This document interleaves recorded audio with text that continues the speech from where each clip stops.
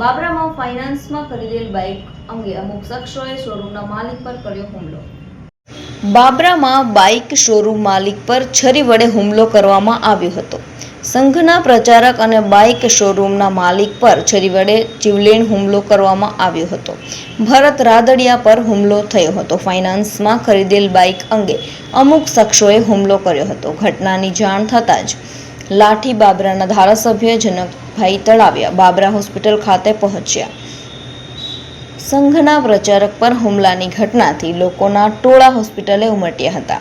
Bike showroom માલિકને ગંભીર હાલતમાં આટકોટ બાદ રાજકોટ રિફર કરાયા હતા. પોલીસ દ્વારા હુમલાખોરો કોણ તે અંગે તપાસ શરૂ કરાઈ છે.